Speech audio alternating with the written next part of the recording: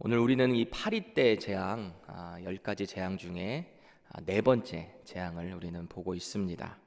이 완악해진 바로의 마음으로 인해서 하나님께서는 계속해서 10가지 재앙을 순차적으로 이 바로에게 보여주시고 그에게 하나님의 백성 이스라엘을 보내라, 내가 그들을 통해서 제사를 받을 것인데 광야에서 시내산에서 제사를 받게 되는 그 장면들을 계속해서 보여주고 계십니다. 오늘 이 파리떼 재앙이 단순히 어떤 자연적인 특별한 현상에 의해서 애굽 땅에 임한 것이 아니라는 것을 앞선 23절에서 이렇게 밝혀주고 있어요. 내가 내 백성과 내 백성 사이를 구별하리니 내일 이 표징이 있으리라 하셨다 하라 하시고, 구별하셨다는 거예요. 파리떼가 애굽 사람들이 거하는 그 땅에만 있고 이스라엘 사람들이 있는 이 고센 땅 지역에는 하나도 있지 않게 한다라는 것이죠. 애굽 사람들이 거주하는 모든 집과 궁에는 파리떼가 막 득실득실 거린다는 겁니다. 그런데 이스라엘 사람들이 있는 곳에는 없다. 여름이 되면 종종 저는 이 테라스에 나가서 고기를 구워 먹는 때가 있어요. 왜 그러냐면은 집에서 구우면 냄새가 너무 많이 퍼지고 빠지기도 힘들고, 그렇다고 냄새 뺀다고 문 열었다가는 온갖 파리들이 다 안으로 들어오니까 설상가상이죠.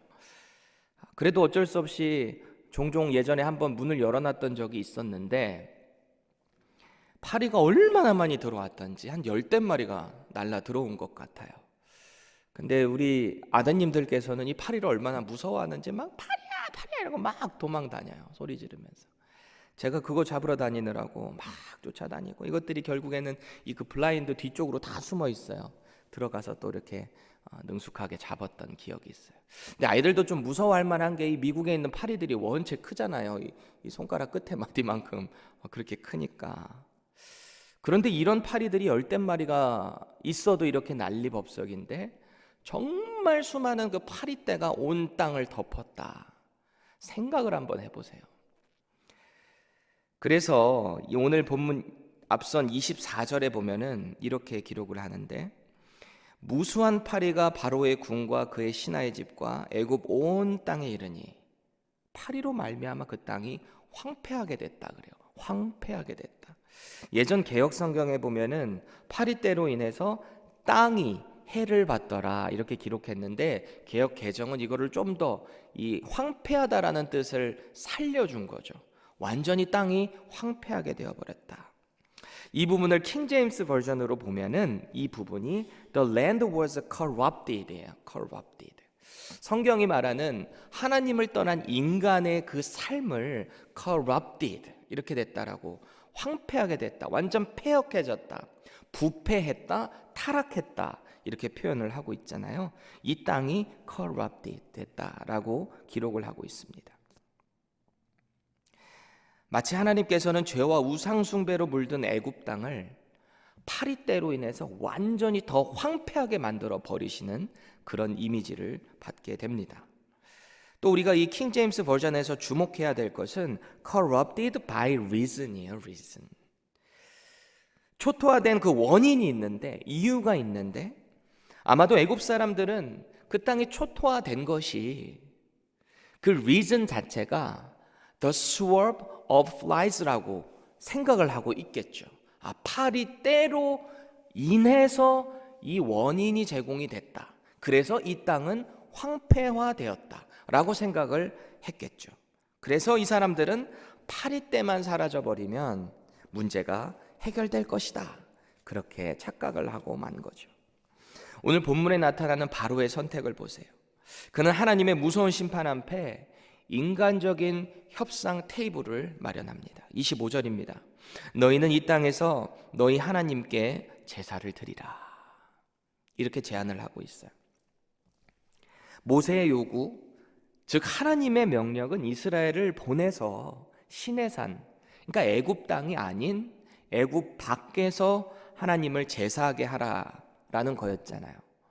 그런데 바로는 그러지 말고 애굽 안에서 제사하라는 거예요. 왜요? 자신의 통치권이 미칠 수 있는 곳에서 제사하라는 거예요. 그만큼 여전히 이스라엘을 보내줄 마음이 없습니다. 그러니까 모세가 합리적인 답변을 26절에 이렇게 말했어요. 그러니까 쉽게 말하면 이거예요. 당신네 백성들은 온갖 우상 숭배하는 사람들 아닙니까? 근데 그 중에 우리가 제사를 하는 동물 제사 중에 당신들이 섬기는 그 우상이 있어서 우리가 그들 사람들 앞에서 제사를 드리면 당신네들이 우리 돌로 쳐 죽이지 않겠습니까? 그럼 우리가 어떻게 여기서 제사를 드릴 수 있겠습니까? 라고 말을 하고 있는 거죠. 그러니까 27절 말씀 보세요. 우리가 사흘길쯤 광야로 들어가서 우리 하나님 여호와께 제사를 드리되 우리에게 명령하시는 대로 하려 하나이다. 모세는 왜 굳이 사흘길을 가야 된다라고 말을 했을까요? 사흘길이 어디일까요? 사흘길 가면은 이 바로에서부터 도망갈 수 있다라고 생각해서 최대한으로 잡은 게 사흘일까요? 출애굽기 3장 12절 보세요. 내가 그 백성을 애굽에서 인도하여 낸 후에 너희가 이 산에서 하나님을 섬기리니 이것이 내가 너를 보낸 증거니라. 애굽에서부터 시내산까지 가는 거리를 생각해 보니까 한 사흘길쯤 될 것 같은 거예요. 그러니까 하나님께서 명령하신 대로 모세는 그 하나님의 명령을 준행하고 있는 거죠. 그 시내산을 떠올리면서 사흘길쯤 가서 그 명령의 장소에서 하나님을 제사하겠다라는 것입니다. 이 바로의 입장에서 그렇게 모세의 항변을 듣고 나니까 그것도 make sense 하거든요. 물론 바로가 하나님의 명령을 듣고 그 하나님의 명령대로 시내산 가서 제사한다라는 그 뜻까지 알 수는 없었을지라도 자기가 괜히 애굽 사람들의 심기를 건드릴 필요는 없는 거거든요. 이 바로도 자기가 어떤 신격화 시켰잖아요. 그래서 어떤 그 우상신을 섬기는 것을 이용해서 자기의 권력을 추구하고 있는 사람이 이 파라오거든요. 그러니까 굳이 애굽 사람들 마음을 건드릴 필요 없는 거예요. 그러니까 너무 멀리 가지는 말고 제사를 하는데 자기를 위해서도 간구하라는 거예요. 28절입니다. 여호와께 광야에서 제사를 드릴 것이나 너무 멀리 가지는 말라. 그런즉 너희는 나를 위하여 간구하라. 협상을 다시 한번 한 거죠. 너무 멀리는 가지 마. 광야 가는 건 좋은데 너무 멀리는 가지 마. 이 무슨 뜻일까요? 언제든지 내가 너희를 추격할 수 있다라는 의지예요. 바로의 의지. 그런데 너희는 나를 위하여 간구하라. 바로가 점점 이제 여호와를 인정하는 마음이 들었을까요? 그래서 자기를 위해서 간구하라 그렇게 말했을까요? 이 여러 다신을 섬기는 애굽 사람답게 여호와도 그 신 중에 하나로 그냥 인정하는 거예요. 그러니까 이기적인 마음으로 지금 당장 애굽 땅에 닥쳐 있는 문제가 뭐죠? 파리떼 재앙.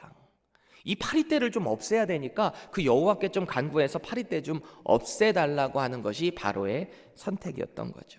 예전에 제가 전도 중에 어떤 할머니를 만났어요.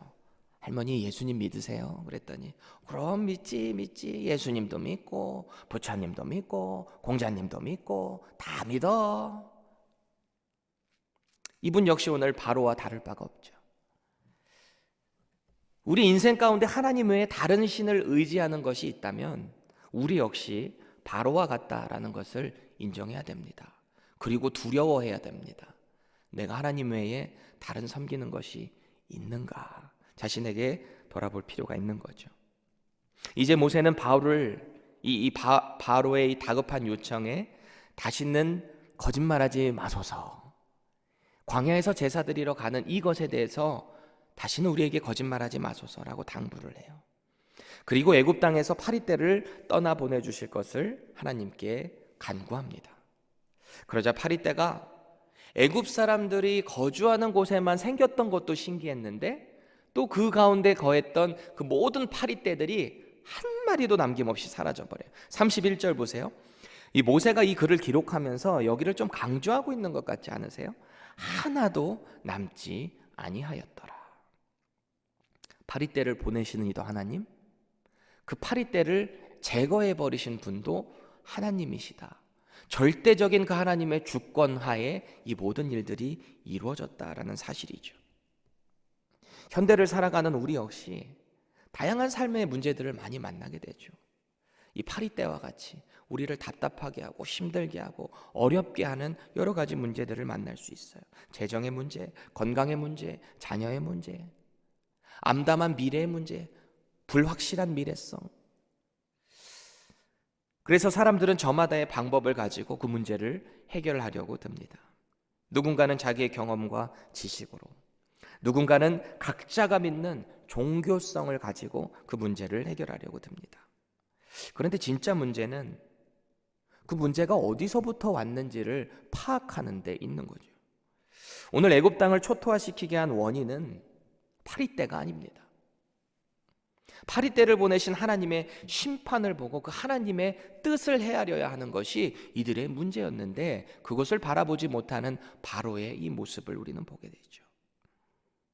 물론 인생 가운데 경험하는 모든 문제를 하나님께서 주시는 심판으로 단정 지을 수는 없습니다. 때로는 문제를 통해서 연단시키는 하나님의 시험으로 볼 수도 있지만, 어떤 경우에는 대부분 우리의 잘못된 선택으로 인한 결과인 경우가 많죠. 하지만 중요한 것은 모든 문제를 해결할 수 있는 열쇠는, 너무 막연하고 피상적인 얘기일 수 있지만 그 열쇠는 하나님께 있다라는 것을 우리는 반드시 기억해야 합니다. 성경에 얼마나 수많은 인물들이 인생의 문제들을 만나서 어려움을 경험하는 모습을 우리는 알고 있잖아요. 억울한 인생의 문제들을 만나는 요셉을 보세요. 얼마나 억울해요. 잘못한 것도 없는데 형들에게 팔리고 애굽에서 고난당하고 얼마나 어려웠어요. 대표적인 대명사 욥 보세요. 얼마나 많은 인생의 문제, 한 번에 인생이 망해버린 것 같은 모습을 경험하잖아요. 얼마나 억울한 인생의 문제들을 다 많은 이 성경에 나오는 인물들이 경험합니까? 여호수아 7장에 있는 아이성 패배, 여러분들 기억하시죠? 여리고성의 정복 직후에 이스라엘 백성들이 얼마나 들떠있던지, 자기네들이 그냥 힘으로 몇천 명만 가서 그냥 해결할 수 있겠다 싶어서 갔다가 얼마나 큰 참패를 경험하게 됩니까? 근데 그 이유가 교만해서 그랬다는 것도 있을 수 있겠지만 중요한 그 원인이 따로 있었잖아요. 여리고성을 정복하기 전에 미리 하나님께서 전리품에 대한 그 율법을 규정을 주셨는데, 그것을 어기고 태워서 버려야 되는 그것을 취한 아간이라는 사람의 죄 때문에 이 아이성의 전쟁에서 패하는 그 원인을 우리는 보게 되잖아요. 그래서 결국에 아간의 죄를 드러내시고 그를 이스라엘 그 백성 가운데서 제거하고 나니까 다시 하나님께서 함께 하시는 모습을 우리는 보게 됩니다. 열왕기하 19장에 나오는 이 아수르의 위협의 편지 앞에 어찌할 바를 모르고 간담이 다 서늘해 있는 그 상황에 이 편지를 받은 히스기야 왕이 하나님의 성전에 나가서 그 편지를 내어놓는 모습을 보세요. 문제를 하나님께 가지고 나가잖아요. 이건 직접 보셔야죠. 그랬더니 하나님께서 어떻게 역사하셨어요? 이 밤에 여호와의 사자가 나와서 아수르 진영에서 군사 18만 5천 명을 친지라. 아침에 일찍 일어나 보니 다 송장이 되었더라. 하나님께 문제를 가지고 나가서 하나님이 직접 해결해 버리신 거죠. 바울은 어떻습니까? 선교 사역에 있어서 얼마나 많은 문제들을 만났어요. 인간관계의 문제, 재정의 문제, 건강의 문제. 그런데 그 역시 하나님을 신뢰하고 의지하는 가운데 그는 믿음으로 극복합니다. 문제를 만날 때마다 주님이 주시는 지혜로, 때로는 초자연적인 함께하심, 역사하심으로 그 일들을, 문제를 풀어나가고요. 또 육체의 가시가 되었던 이 바울의 건강의 문제는 어땠어요? 그 또한 은혜로 받아들일 수 있게 하시는 믿음으로 극복하게 하시잖아요. 이것이 바로 하나님의 사람들이 문제를 해결하는 방법인 것입니다. 여러분에게는 어떤 인생의 답답한 문제들이 있습니까? 문제는 분명 어렵고 고통스러울 수 있죠. 그런데 그때 우리의 경험과 노력, 어떤 지혜로 그 문제를 풀려고 할 때 여러분들 잘 생각해 보세요. 그때 문제가 잘 풀려나가던가요? 뭔가 풀린 듯 하지만 다시 엉키는 모습을 우리는 경험할 수 있다는 것을 꼭 기억해야 합니다. 문제 해결의 열쇠를 가지고 계신 분은 하나님이라는 사실을 우리는 꼭 기억해야 됩니다. 죄의 문제를 깨닫게 하셔서 회개케 하셔서 회복해 하시는 그 하나님, 간절한 기도 제목 가운데 하나님께서 은혜를 베푸셔서 실제적인 역사가, 기도 응답이 일어나게 하는 그 은혜의 하나님. 때로는 여전히 문제가 남아있지만 여전히 변한 것은 하나도 없지만 이 문제를 문제로 보지 않게 하는 믿음을 주셔서 그 문제를 극복해 하시는 그 하나님의 은혜, 우리는 그 하나님을 의지해야 하는 것입니다. 그래서 오늘도 인생이 경험하는 말할 수 없는 그 인생의 문제들 앞에서 우리와 함께 하시고 또 함께 해결하기 원하시는 그 하나님을 신뢰함으로 오늘도 승리하는 저와 여러분들 되시기를 간절히 축복드립니다. 기도하겠습니다. 하나님, 파리떼의 재앙 앞에서 자신의 술수로 이 어리석은 지혜를 가지고 그 문제를 해결하려던 오늘 이 바로의 모습을 우리가 보면서 우리의 모습은 없는지 돌이켜보게 됩니다. 하나님, 인생에서 경험하는 여러 가지 문제들 가운데 이 키가 우리 아버지 하나님께 있음을 우리가 믿고 그 문제들을 날마다 해결해 나가며 하나님의 자녀로 또 이 땅에서 복음의 사명을 가진 자로 우리가 그렇게 믿음의 걸음을 걸어 나갈 수 있도록 은혜를 더하여 주시옵소서. 각자가 가지고 있는 문제들 다 주님 앞에 가지고 나갑니다. 하나님께서 해결해 주시고 우리의 마음에 평강 주시고 그래서 그 평강 가지고 하나님의 뜻대로 살아가는 복된 인생 되게 하여 주시옵소서. 예수 그리스도의 이름으로 간절히 기도합니다.